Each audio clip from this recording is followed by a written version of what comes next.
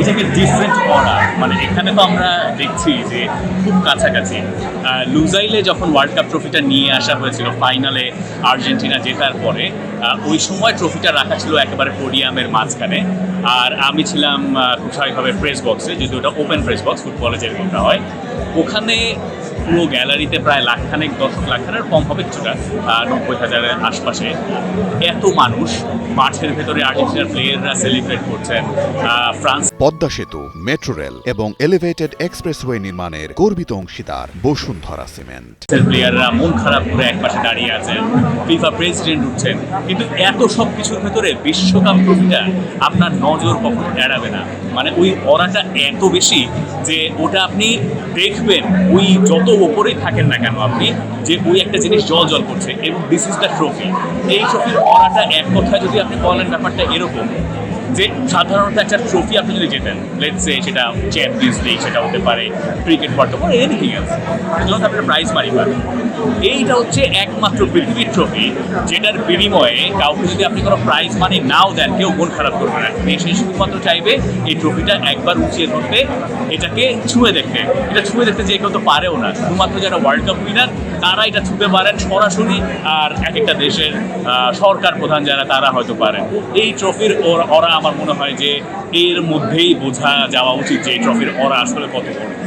আমি একটু আগে দেখছিলাম বা খেয়াল করছিলাম, আপনি ন্যাশনাল টিমের প্লেয়ার জামাল ভুঁইয়া মুস্তাফিজের সঙ্গে কথা বলছিলেন, তাদের সঙ্গে যদি জানতে চাই ট্রফি নিয়ে কোনো কথা হয়েছে কিনা, তারা কেমন দেখেন বা তাদের ফিলিংসটা আসলে কেমন?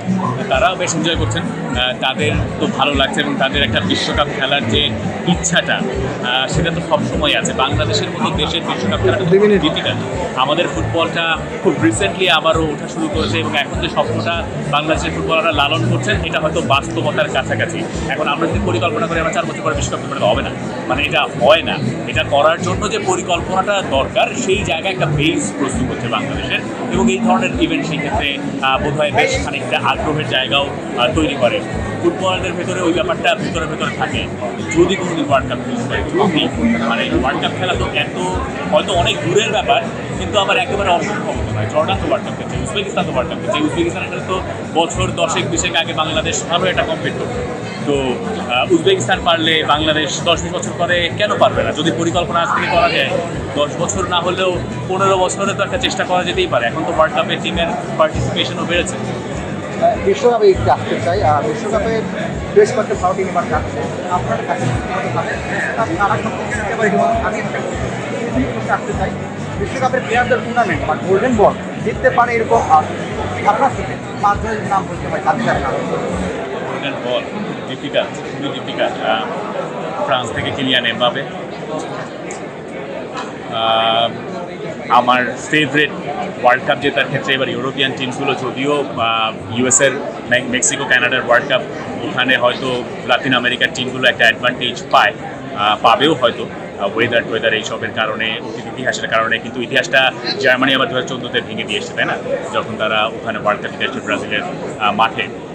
আমার কাছে মনে হয় স্পেন, পর্তুগাল, ফ্রান্স এরা এবার ওয়ার্ল্ড কাপের ফেভারিট। সো এই 3টা টিম থেকে তাহলে গোল্ডেন বল উইনার আপনাকে চুজ করতে হবে। এটা বলা মানে প্রেডিক্ট করা এত ডিফিকাল্ট। যেমন ফ্রান্স যদি ওয়ার্ল্ড কাপ জেতে, সেখানে কিলিয়ান এমবাপের একটা ম্যাসিভ ইম্প্যাক্ট থাকতেই হবে, নাহলে ওয়ার্ল্ড কাপ জেতা নিয়ার ইম্পসিবল। আবার পর্তুগালের কথা ধরলে আমার কাছে মনে হয় ভিতিনিয়ার একটা খুবই ইম্প্যাক্টফুল কোনো একটা পারফরমেন্স থাকতে হবে, যেটা পর্তুগালকে হয়তো হেল্প করবে। অন্য পাশে যদি স্পেনে আসেন, লামিন ইয়ামাল তো বরাবরই থাকেন, পেদ্রিকে আমি একটু এটার সঙ্গে যুক্ত রাখতে চাই। যদি স্পেন ওয়ার্ল্ড কাপ জিতে, সেখান থেকে ওটা হয়তো নেওয়া হবে, বা অ্যাটলিস্ট আপনাকে রানার্স আপ পর্যন্ত যেতে হবে, বা সেমিফাইনাল। এটা তো আসলে গোল্ডেন বল জেতাটা খুবই ডিফিকাল্ট।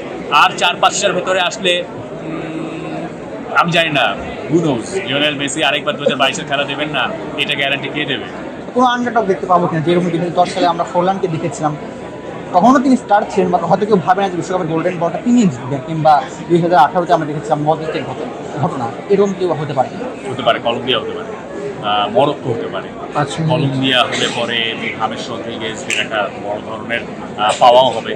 কলম্বিয়াকে আমার কাছে মনে হচ্ছে এবারে ওয়ার্ল্ড কাপের ডার্ক হর্স হওয়ার যোগ্যতা আছে। আর Morocco they are very good team, মানে স্কোয়াড হিসেবে তারা খুবই ভালো। আমার মনে হয় মরক্কোরও একটা এবারের আন্ডারডগ তকমা নিয়ে তারা খেলবে, এবং তাদের একটা ভালো চান্স থাকবে, যেহেতু লাস্ট ওয়ার্ল্ড কাপে তারা যথেষ্ট ভালো করেছিল। সেক্ষেত্রে আশরাফ হাকিমির কোনো চান্স থাকবে কিনা? হ্যাঁ, ওয়াই নট, আশরাফ হাকিমের একটা তখন বড় সুযোগ। থাকবেই। সাধারণত যেটা হয় না যে ওয়ার্ল্ড কাপে একটা টিম যখন প্রোগ্রেস করে সামনের দিকে, ওই টিমের একটা প্লেয়ারের তো একটা বড় ইম্প্যাক্ট থাকে, যেটা সবসময় রিকগনাইজ হয়। 2014 সালে তো লিওনেল মেসি রানার্স আপ হয়েও গোল্ডেন বলটা জিতেছিল।